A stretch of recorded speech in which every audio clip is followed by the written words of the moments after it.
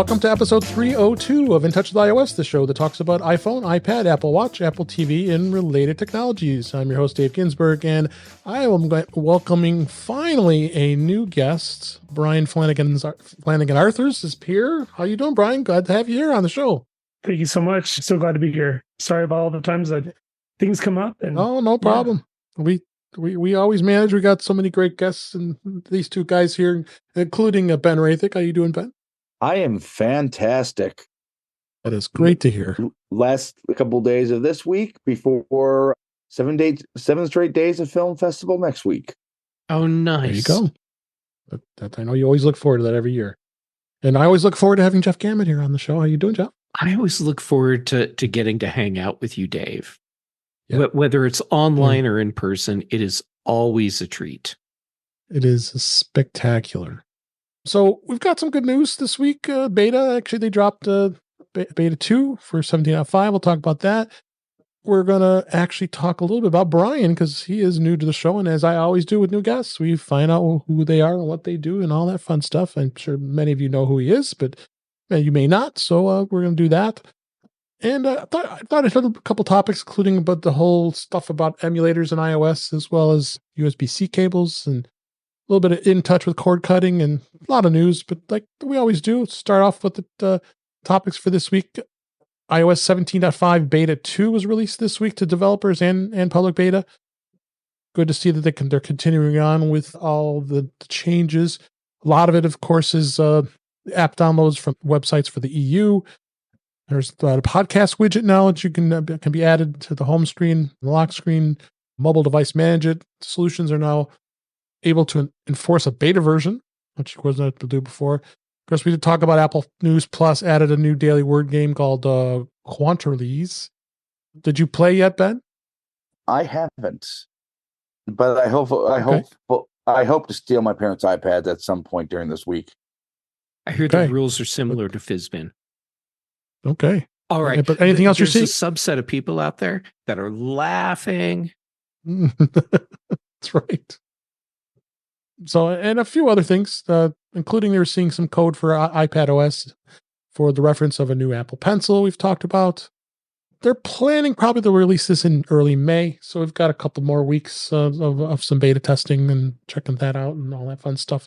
I've been beta testing. I just got it, as I mentioned last week. I have an iPhone 13 that I now can at my disposal to do beta testing on an iPhone. And of course, I still have my 2018 iPad Pro that I also run beta on. That's my two secondary devices.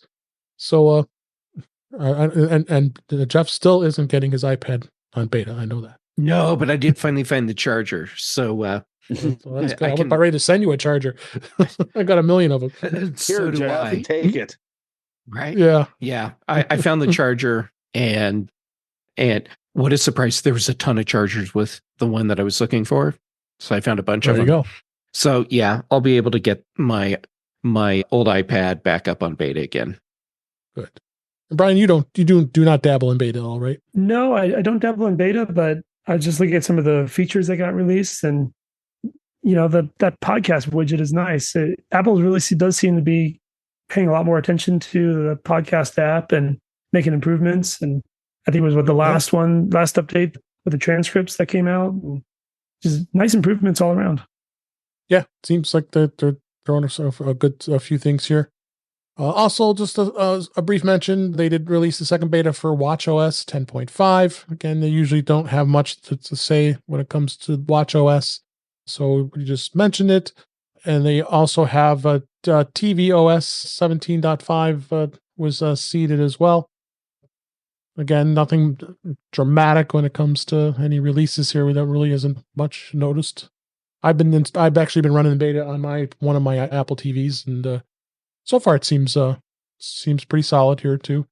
For those of you who have the Vision Pro, you have the Vision OS 1.2 was released as well, and there are a couple other things that of note when it comes to iOS 17.5 beta was the EU iPhone users downloading apps directly from websites are now able to do that as of this week.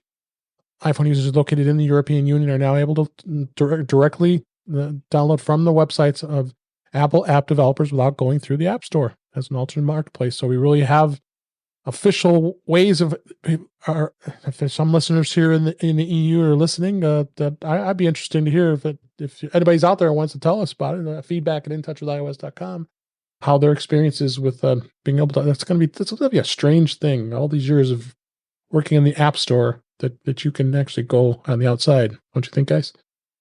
Yes, but I think most people won't. Yeah, They won't. They'll stay with the App Store. Yeah, they'll just stay with Apple's App Store, and I don't blame them. It's kind of a Wild West in the App Store. Yeah, it is, but it's way worse outside. That is true. Yeah, it's true. Agreed. But I mean, to be perfectly honest, the people who will venture outside are used to this because basically they want their iPhone or eventually iPad to be a lot closer to the Mac. Oh, sure.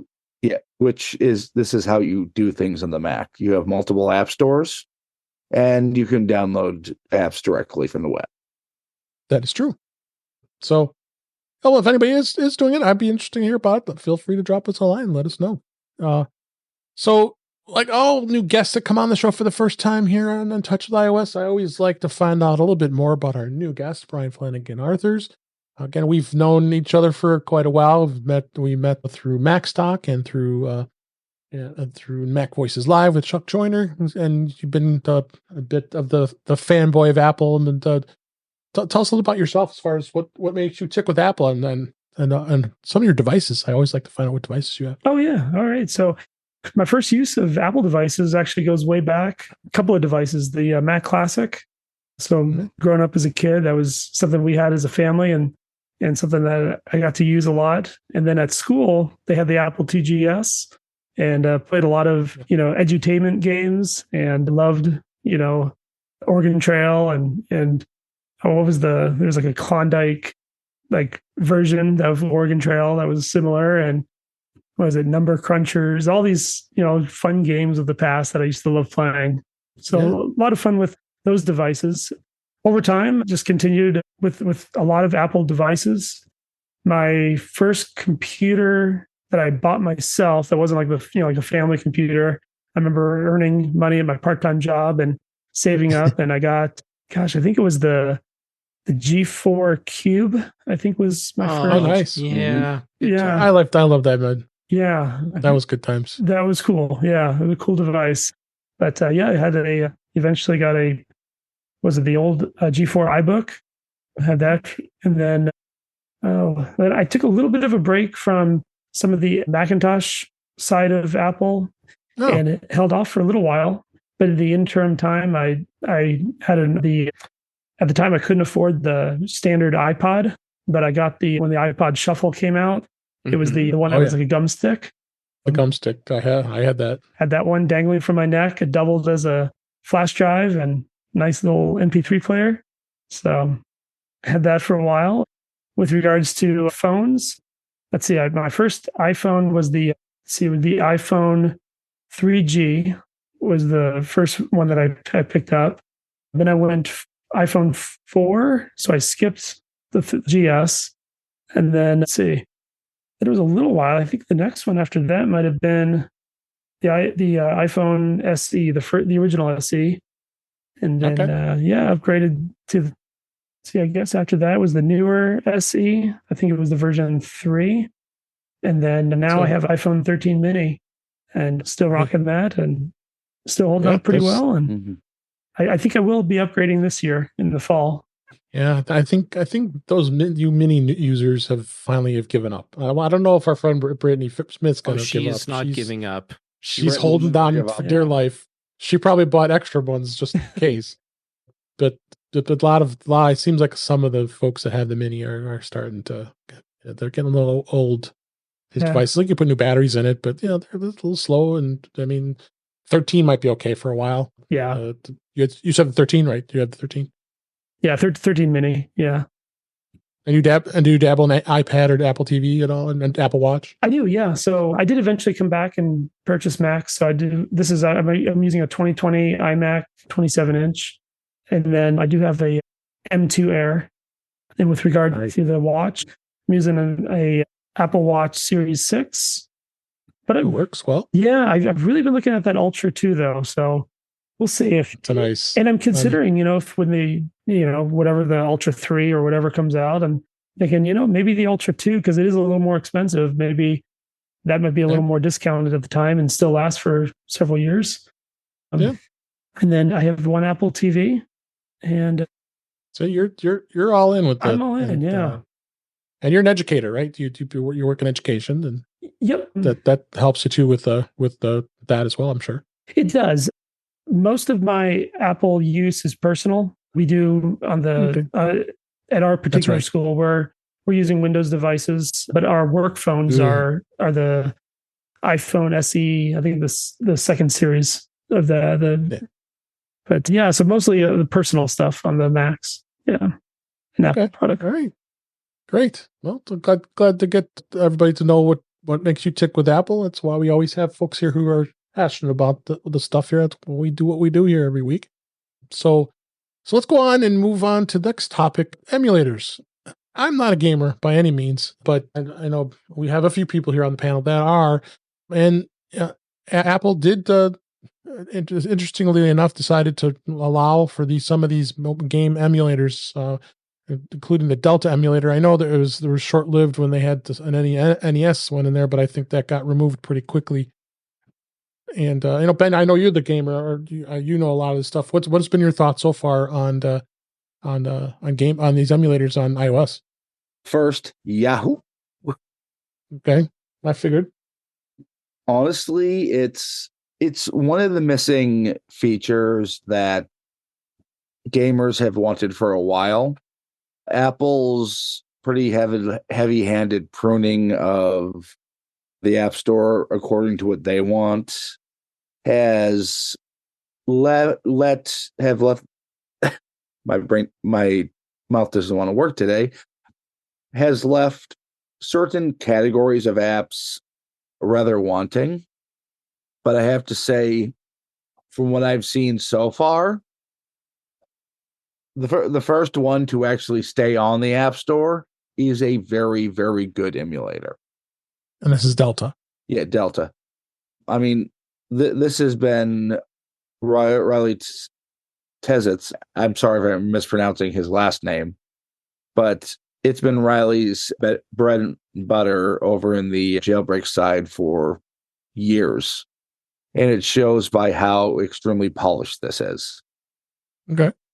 Yeah, it's got supports a ton of game systems in NES and Super Nintendo and Nintendo 64, Game Boy, which is always a crowd pleaser. It's a lot of on the Nintendo area, and then controller supports, and this is absolutely free, which is crazy. I'm amazed that they're offering this as a free option on an iOS device. Is it? I believe is it available? It looks like it's available for the Mac as well. Probably at least but it is designed for iPhone. Yeah, well, I mean, it can be run on the Mac. Can imagine that the experience is really good because it is an iPhone app. So yeah, so that's going to look pretty terrible on the Mac, but I would think. Kind of hoping that it's eventually. I'm hoping eventually there will be iPad and/or Mac versions native. Yeah, if they come up with an iPad app, at least it'd be a little bit of a better experience on a Mac. But Yeah. So you can see. Have you looked at all this? Any of this at all, Jeff? Is there anything that caught your eye with all this emulator talk? I've been following this because I find it interesting. Also because I'm still just want regular Tetris. None of the crazy, crappy, goofy, and shitified Tetrises that they've been pumping out over the years. Just Tetris. And with an emulator, I can do that. Just like get the Game Boy Tetris and call it good. I'll be happy with that. Yeah, the original Game Boy black and white Tetris. Yeah, I would be totally happy with that. It's awesome. I've also been following the drama around Delta getting released. Yeah. The other guy that took the Delta code and just basically reskinned it and released it before Delta came out. That's been pulled. It's gone. Yeah. Man, I mean, it sucks that someone did that to him. But then also sucks that, well, he had been working with Apple to make sure that he was ready for the green light on being able to put this on the App Store. Mm-hmm. They were aware what was going on, and yet they still threw this other guy's knockoff version full of trackers and crap up there, and then had to pull it after the community just got all up in arms. Yeah. How about you, Brian? Do you have any thoughts on this? Yeah, it was interesting because I was looking at the emulator, and I personally don't use one. I do play a fair amount of games, though. A lot of those games from my childhood, playing on some of those Nintendo systems, but more recently playing on Xbox. And I was looking at the titles and what video game systems are supported, with Delta and a lot of these Nintendo branded systems. It made me think about the marketing that each of these companies are kind of doing, because, from a, gray to legal way of using these emulators, I believe you're only supposed to seek out, backing up ROMs of things that you personally own, and yeah. And officially the game companies are against even that. Right. That's what I'm saying. It's even that's kind of gray, of backing up your own software. But it's interesting because Nintendo has a reputation of each of their generations of systems re-releasing these games. And as Jeff had mentioned, sometimes they're not the original version. You don't get that original 1989 Tetris. Mm-hmm. It's, Tetris something or other, and a flavor of Tetris.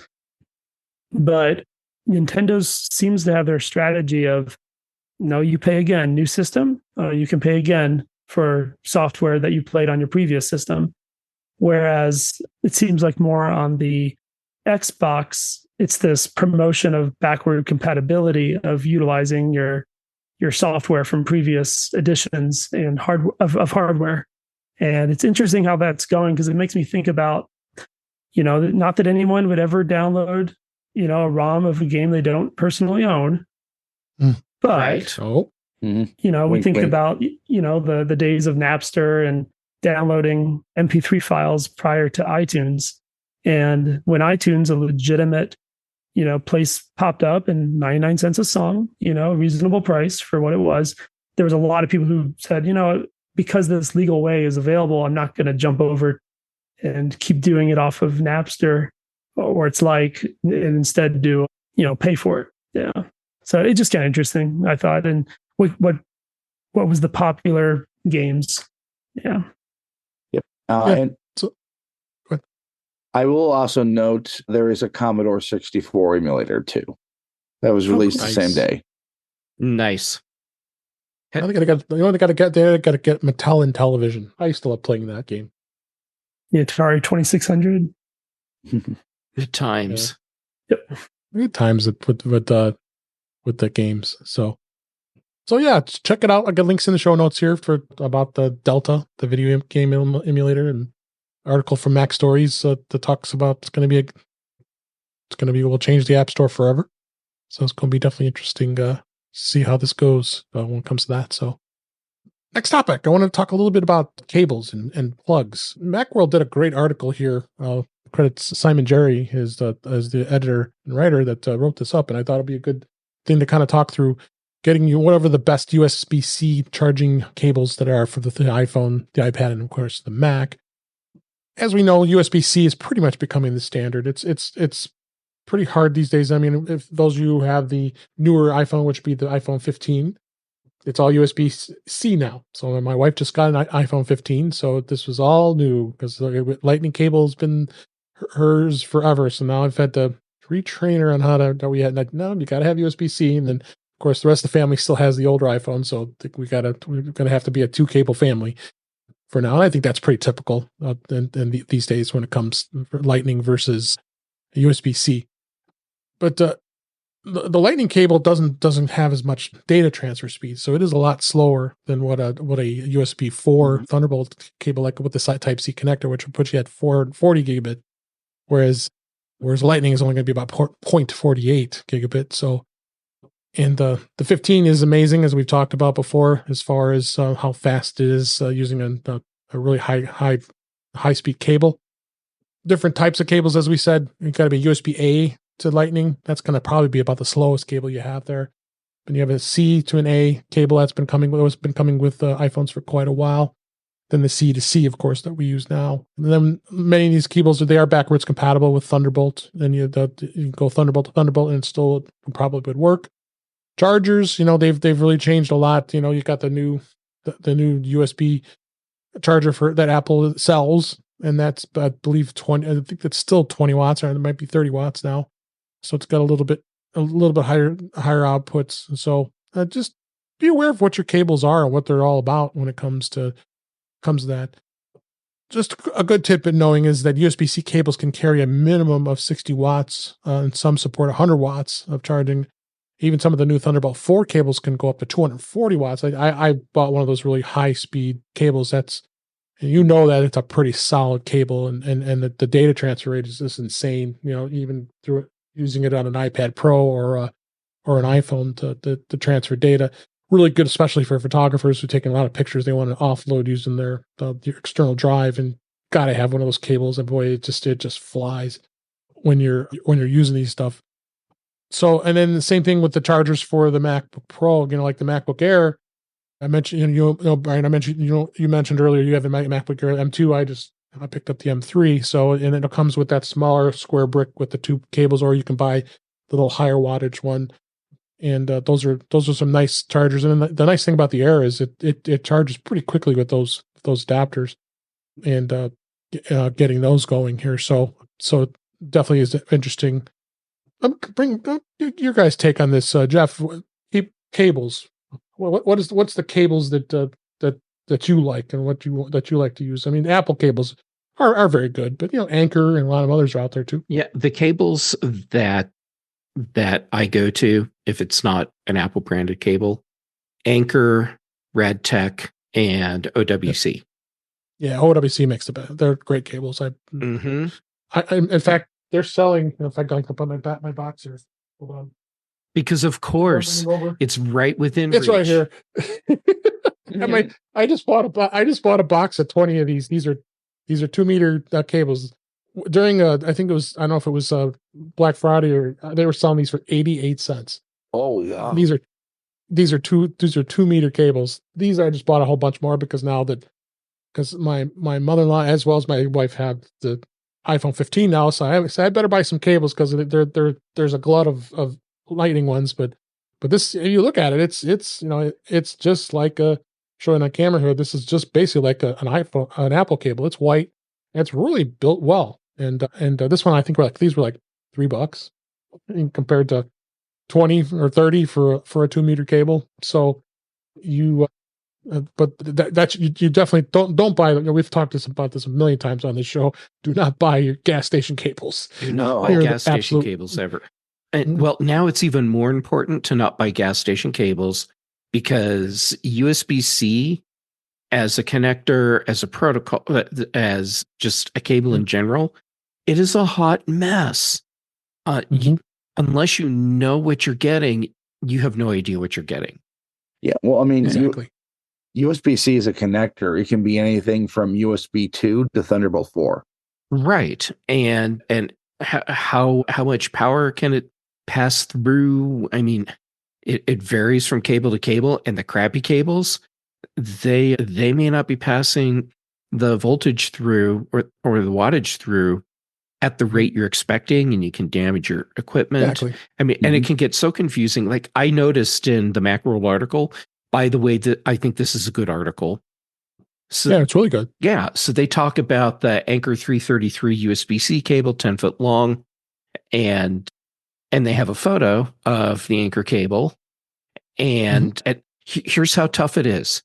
They have a photo of a 100-watt cable, yet they say it's a 60-watt cable in their spec listing.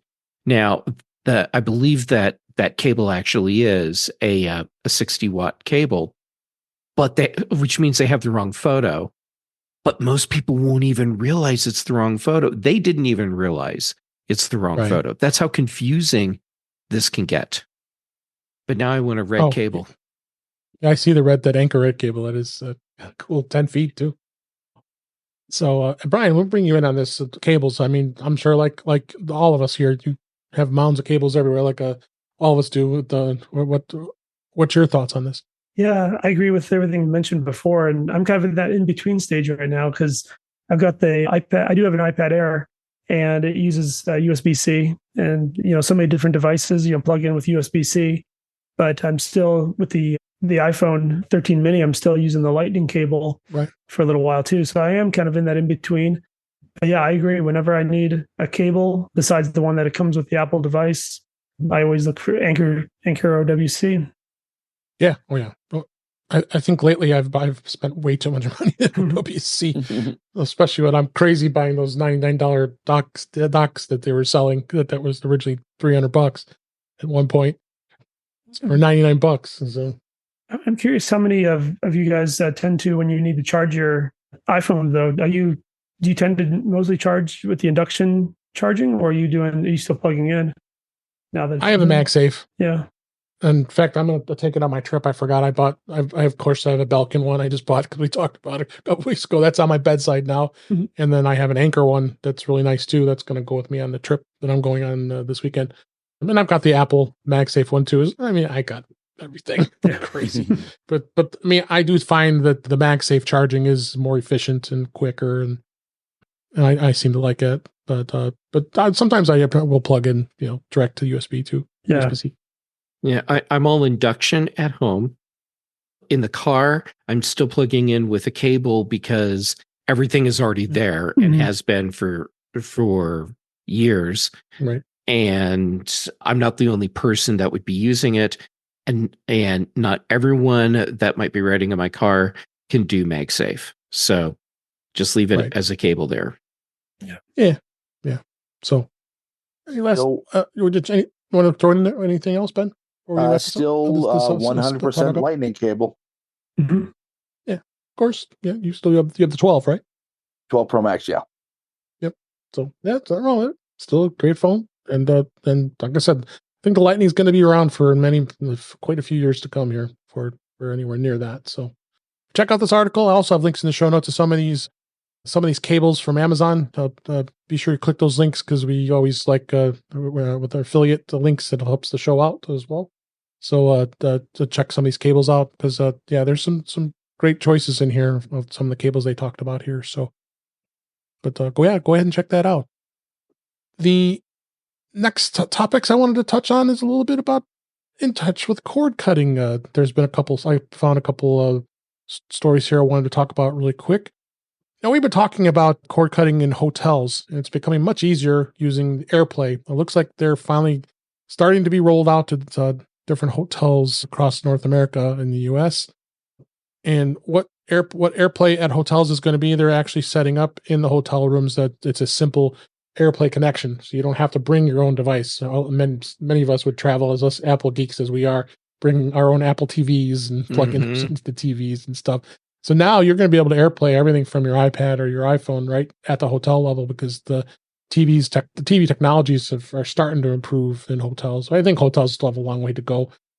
It looks like the first brand of hotels is going to be IHG, which is actually Holiday Inn, and shameless plug for Max Sock, but that's the hotel where we're going to be staying at in July. So hopefully that hotel has it at some point. So not that we're going to be spending a lot of time in the hotel room anyway, but so it's definitely great to see that the availability is happening to different locations. And of course, you're going to have in the AirPlay in hotels, they say that 10S or later, and then running 17.3 or later is only going to work for this as far as that goes.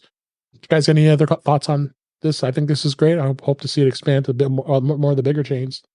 Yeah, I agree. Yeah, I honestly thought this would take longer to roll out. Me too. Yeah. Agree. I love the idea of being able to easily stream your own content from wherever. Yet another way to avoid paying ridiculous movie rental costs in hotels. Yeah, I do have a theory there. Yep. I mean, honestly, they know nobody's watching pay-per-view anymore. And those adult movies. yeah, but honestly, for them, they it's easier for them to have you just cast to the TV via AirPlay than fumbling around trying to hook up your own devices to the HDMI ports. Mm-hmm. True. Oh yeah, I mean, trying to fumble behind those TVs and try to find the HDMI connection if you have your own cable. People do that all the time. I always travel with my own HDMI cable. Yeah. So the more to come on that. It's going to be interesting to see. Next cord cutting story was about Plex. Plex is now tops over 1,100 free live channels worldwide. It makes it the largest free streaming service. They announced that this week that they have that many channels, 1,100, streaming through ad-supported streaming worldwide. And it's basically the largest ad-supported streaming service in the world by number of channels. And Plex, if anybody's not familiar with, Plex has not only streaming, but you also can create your own Plex server. You have access to movies and all kinds of other great content. I think many of us here, I have a Plex server I run as well. Mm-hmm. A lot of our friends do, and we share our Plex server access and get to watch some movies that you may have or TV shows and such. So this is great to see. I mean, I think that a lot of the free tiers of these streaming services, Plex and as well as Pluto TV and Tubi and number of the other free services. If you're okay with dealing with ads, I mean, there's so much great content on those. I sometimes catch some of the things on those services, and it's like, wow, I haven't seen this for a long time, like an old TV show or a lot of the old channels and all that stuff. What do you think, Ben, on this? I mean, I have a parent who is still very much into linear TV. If you're like this, it's basically like having free cable. Mm-hmm. Exactly. Mm-hmm. Yeah. Any other thoughts from you guys, Jeff? I am so not into linear TV, but you nailed it. There have been a few times, though, where there's something that I've been looking to watch that would be on just like another live channel, and I'm a cord cutter, and Plex gave me the ability to do that. Yeah. So yeah, I'm glad they've got all this content. Yeah. That said, as much as the Apple TV as a platform has many advantages, live TV integration is not one of them. It's one of those where it's very much behind the competition. Yeah. Ironically, the way I get live content through my Apple TV is because I have the Plex app on my Apple TV. Right. And it tends to work pretty well. I mean, and then especially some of the streaming channels too. But if you got your own content, that's great too. But building a Plex server it's quite a bit of work. I mean, and of course we legally obtain all of those videos, right? And then we put them on our Plex servers, and so ripping DVDs that you own, that's a lot of work. And especially you have to bypass the video protection and all that to get it to be a file. It's a lot of work to do it, but it's fun. I think it's more of a fun here too. Brian, do you have anything to add on this? Yeah, I haven't used Plex myself, but this gives me some ideas of checking it out. I've used is it in not the server part of it, but just the enjoyment of his channels, the streaming part. Is it kind of like a Pluto TV in that way? Yeah, pretty much. Okay. I mean, honestly, you say 1,100 channels. Maybe 15 of them are probably of any worthwhile, in my opinion. Sure. But there might be some that the others like more than others. I mean, Pluto TV's got a pretty good amount of stuff too, but you're finding these, like I know CBS is good at putting all their news on there, and ABC is as well, and NBC, CNN. They have derivatives of their channels that are free. That's free content. I think the NFL Network has been throwing on some stuff on there lately, and so they got some interesting stuff. But again, it's the way streaming is changing, and then you got over the air channels are looking at the higher speed 3.0 over the air, and there's just so much. I'm going to go down that rat hole, but there's just so much content out there now that I've got YouTube TV, and I've been very very much enjoying it. I'm not regretting switching one bit away from Comcast. But yeah, it's good stuff. Another interesting thing I found here was switching to broadband. I wrote up a report that I'm trying to put together for work when it comes to broadband and what we can get for the best deal, and what can be expensed and all that stuff. But being able to know what you're going to be switching to and having what's called nutrition labels is going to be really a great thing here. So it'll actually break it down to showing the download speeds, the monthly costs, and more. The FCC in the United States will require ISPs to begin displaying this information on their service in a very clear and a concise manner. Hallelujah. The format will be detail resembles like nutrition labels, so you can, like you see on food boxes, but instead of calories and sugars, it's going to be FCC's broadband labels that'll show off the monthly costs and how it's there. And there's a link in the article showing you what the consumer label is going to look like, which is great. I mean, they're actually showing a label sample that looks like a food label. Yeah. And that's great. I think this was well overdue here. And so you have more transparency, more rules. This is so important because I get so tired of it. I got so tired of it. I switched to AT&T fiber when I got it when it was available, and no frills. I know what I'm getting. I pay $80 a month and I get 1 gig down, 1 gig up.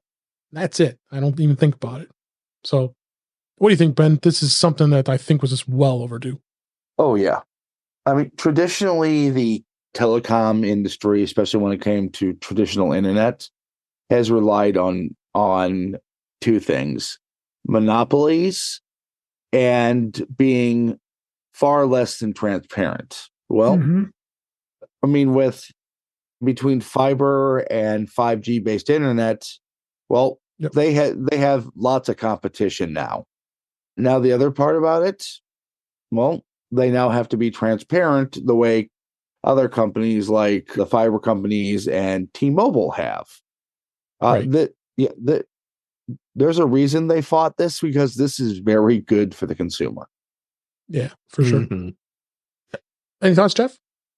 Oh, yes. First, Ben nailed it. I thought so. He did. But yeah, the whole thing with having options and understanding what those options are is really important. And like for me, when I moved outside of the city of Boulder into Longmont, so, I'm like practically where I was living, but just, different government there, municipal broadband. And I knew that I would just want to switch to the municipal broadband instead of using Comcast. But having something like this would have been great, because then it would have given me the numbers and not just the emotional part of I want out of this. Of course, I did get the numbers, but it wasn't as easy to get. Also, man, Ajit Pai did so much to try and really screw over customers for internet access when he was at the FCC, and it's great to see that we're finally getting back some of the things that he took from us. So yeah, I'm happy to see this, and I'm happy to see the other changes that we'll be getting over time that are pro-consumer. Absolutely. Final words from you, Brian. Yeah, when I saw this, it reminded me of something, and I couldn't remember the name of it, so I just looked it up. It was the Dodd-Frank Consumer Protection Act that came in 2010, and it reminded me when I was thinking those nutrition labels and the easy to read, consumer friendly information to be able to comparison shop. And it reminded me like with the credit cards, when the credit card bill comes and it says, you can pay off, the card using the minimal amount, and it takes so many decades to pay off. And then, or you can pay, a few extra dollars and it's much, much less time. It's just that easy to read, consumer friendly information that, puts a lot more ability for the consumer to be able to understand and take actions that they want. Yeah, for sure. Then lastly, I wanted to talk a little bit about this was released last week, and of course I bought it. It's the Roku new Pro Remote 2 with backlit buttons, the USB-C, and there's new buttons, but is it worth upgrading? Well, it does have programmable buttons as well as it does have the home button to get navigation much easier. And they put the volume control on the side of the remote, which was kind of strange. That's the way because Roku I'm used does to having it. Oh, yeah, Roku. that's awful. That's a right-handed remote, and that's it.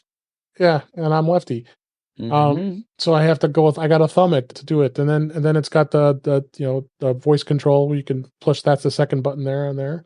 So I'm showing, and is it worth upgrading? Well, it was only $30. That's why I did it, because it wasn't too terribly expensive. But compared to, I mean, it looks almost exactly like the original remote. I've just got the basic Roku 4K, and it again, Apple TV's my baby. I don't use. I just have the Roku as a secondary device. I mean, Roku does have the Roku channel, and they have a lot of other content that sometimes is interesting to look at. But overall, is it a remote that I really would want to get?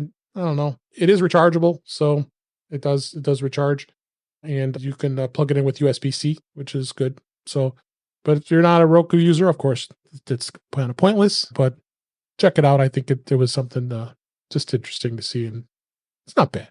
You guys got any thoughts? Well, first, for those who have a Roku branded TV and are watching intently, it will not work with your TV. Only Roku branded devices. So if Roku's built in, you can't use it. Nope. So if it's a television that's actually branded as a Roku television, yeah. What if it's branded Roku? Then I would assume this would work. Yeah, possibly. I'm not sure. But the more we talk about this, the less exciting it sounds. That's right. Dave, I hate to be the one to tell you, but you might have spent $30 you should have kept. Probably. I took one for the team. You did. You did. I've done that before. That's okay. I'll probably do it again. So links in the show notes about this. So let's go and move on to some of the news we have this week. The Apple had a big predictive emoji bug that was in 17.5 beta after this outrage. Predictive emoji turned off when typing in Jerusalem. If you were on X this weekend, you missed out on this latest phone outage. So it's getting a little on the political side here. But if you would, when the word Jerusalem was typed, the user using the stock keyboard, one of the emoji suggestions was the Palestinian flag, which, okay, that's not so good. So Apple did quickly respond in declaring the emoji was the result of an iOS 17.4.1 bug that affected the predictive text, but it's unclear what caused it. So in other words, were affected as well, but Apple had fixed in the latest 17.45 beta. So is it still a problem? I don't even want to try it. But, no. So yeah, just beware. I don't know if you type the word Jerusalem very often, but interesting bug I found. What do you guys think? This is very terrible timing for this bug. Very terrible timing. Very much so. Yeah, timing, bad optics there. Yeah, but this is a bug, and being outraged over something that is obviously not intentional. It's a bug in an incredibly complicated operating system, and weird stuff's going to pop up, and it's going to take a lot of users playing with things to figure out where the weird problems are. Yeah. So I can appreciate someone being upset about this. At the same time, it's a bug. By the time 17.5 is publicly available and not available as a beta, it will be fixed. It's going to be okay. But yeah, bad timing for those optics there. Yeah. So just be aware of it. Just going to move on from this topic. Interesting to see that the Vision Pro is starting to see some love. Microsoft does bring OneNote to the Apple Vision Pro, but there is a key limitation with it. Word and Excel were already available in the Vision Pro at launch, but now Microsoft has expanded the app with an earlier than expected release to its note-taking app, OneNote. Microsoft has committed to have all Microsoft 365 apps being available on the Vision Pro and launch, and it concentrated on its main apps, of course, Word, Excel, PowerPoint, and Teams. Oh my God, I don't imagine how to be interacting with Teams. That now the OneNote will have make a use of an infinite canvas of spatial computing, and it will be able to appear side by side with other great apps and be able to do multitasking. But however, the biggest limitation is it's only for personal accounts. If Apple's been really pushing to try to sell this product to the business, the enterprise, and why would they do that? I mean, I don't Microsoft, understand. not Apple. Mm-hmm. Yeah.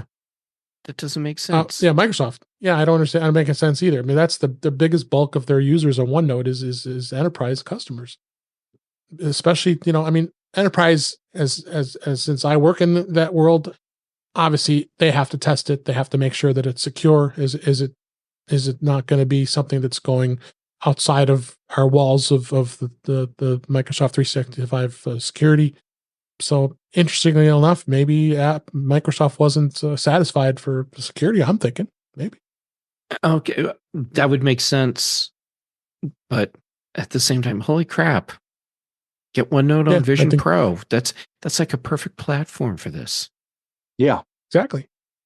Yeah, I'm gonna be. I mean, again, I've been saying this all along. I really enjoyed. I think all of us. I think most of us here did a demo. And it's an amazing device. There's no question about it, but it's version 1.0. Yeah, folks. So I think I'd be waiting for 2.0 to see where we go from there with this device. But it's really cool, I must say. Brian, you did try it. You did the demo too, right, on Vision Pro? Yeah, I did. I just looking at this article, I could just imagine how amazing it would be to be able to utilize such a piece of software in that environment.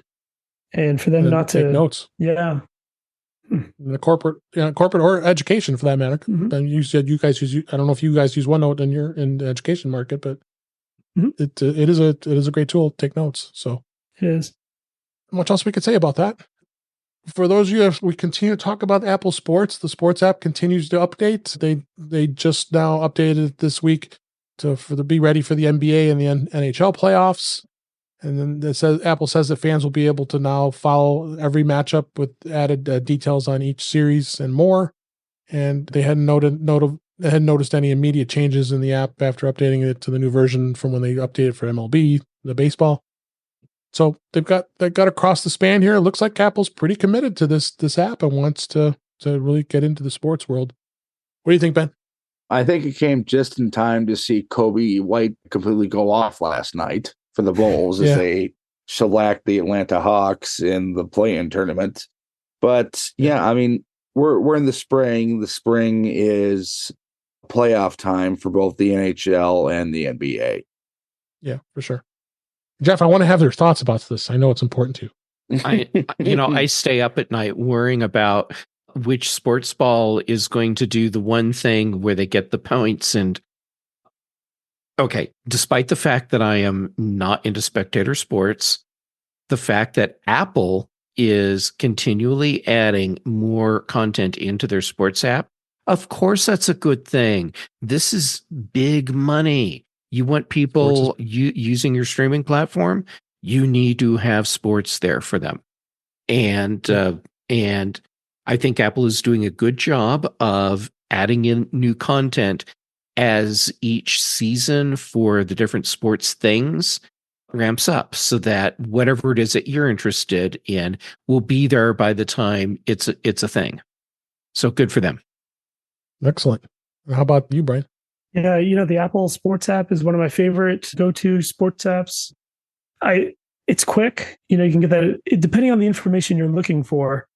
It can be very, very useful. If you're looking for quick standings, play-by-play, if you're not able to physically watch the game, you can catch those play-by-play results, things of that nature, score updates, things like that. Well, I should say score updates while you're using the app. Ironically, unless it came up with this update, I believe you still need to use the Apple TV app is the one that actually connects to giving your home screen updates when you're so I'm waiting for that, but it doesn't have ads. It's so clean. It's a nice clean interface. It's quick. I like it a lot. Yeah, me too. It's a great app. I need to use it more. So definitely going to be continue on to be a really good app for sports for those who are into that. I want to touch a little bit about Apple TV. There's a lot of new stuff coming from the shows and series and movies, all kinds of new content coming. It seems like every week they have a long list of stuff that's been coming out. So it's good to see some of the shows that are being updated, notably like say Acapulco, I guess it's season 3. That seemed to be a popular show. Dark Matter is a series based on the novel Dark Matter, an alternate universe thriller about a man who is abducted, drugged, and wakes up in reality, which he's made different choices in the past. Ooh. The trailer to that looks phenomenal. Yeah. I'm happy to see Trying was a good show too. That wasn't bad too, but looking forward to see some of these other shows. I know a couple other shows For All Mankind, I think is going to have a spin-off series, I guess. And and then the season 5 is called Star City. Yep. That's coming out. So there's a lot of good stuff on Apple TV Plus, and I think it's well worth what we pay for it on all this stuff. So check it out. Make sure you are subscribing and taking a look at all that content. Anything stand out for you guys? What's coming soon on Apple TV Plus? Well, I was just looking at that article about For All Mankind season 5, and I love For All Mankind. It's one of my favorite shows on Apple TV.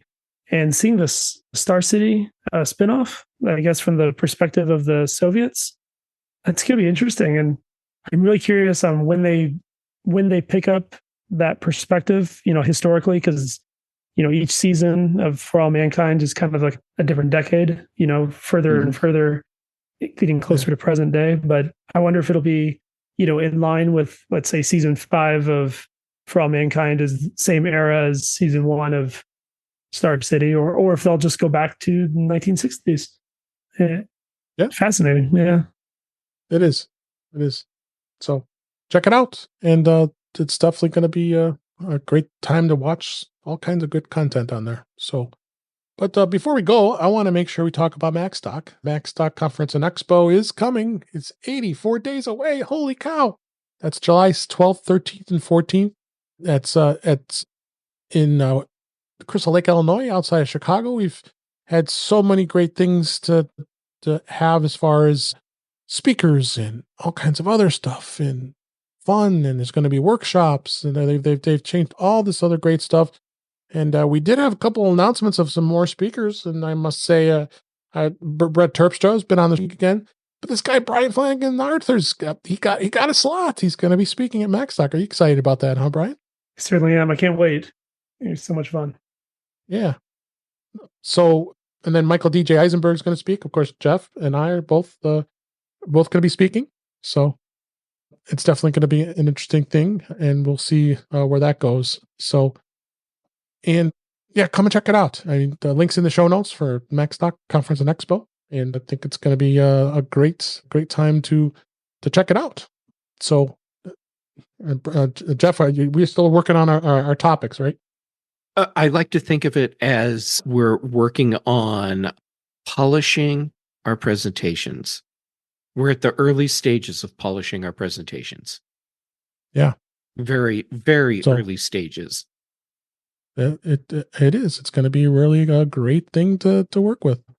And we're going to have a lot of fun. So, but with that, let's go ahead and wrap up for this week, because we just had a great time today. This was a great show. I really appreciate everybody being here, and definitely good to go ahead and wrap up for this week.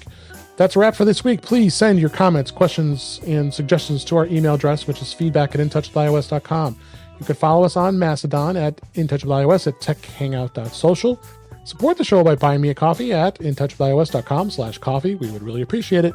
You can become a patron of the show by going to patreon.com/intouchwithios. We have 2 tiers available to support the show. We would really appreciate it.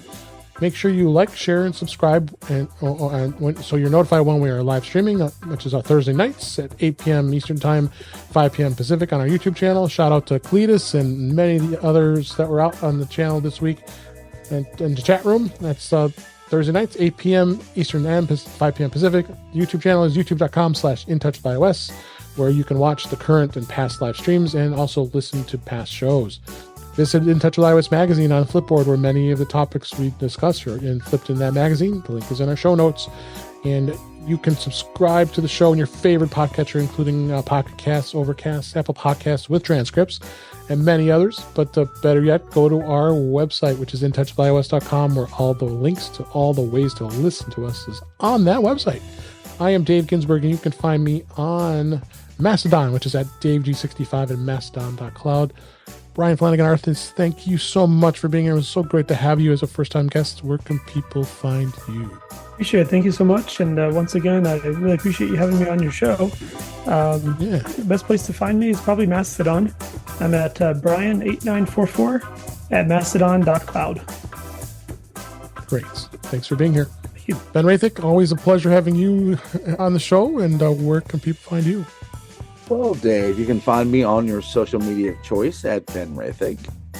On Tuesday nights, you can find me on Mac Voices Live with Mr. Chuck Joyner. And on Thursday and Fridays, you can find me on the British Tech Network on the Big and Mac shows. All right. Thank you so much, Ben. And last but certainly not least, Jeff Gamet. So great to have you. Where can people find you? As always, it's great to be here. You'll be able to find me in July at Macstock. That's for sure. And I'm looking forward to getting to spend time in real space with all of you. It's going to be wonderful. Until then, social media, Gamet. I'm active on Mastodon, Instagram, and Threads. Then for shows, on Tuesdays, Chuck Joyner's Mac Voices Live. Then here on your show, Dave, In Touch with iOS on Thursdays. Then, as Ben so eloquently put it, the British Tech Network.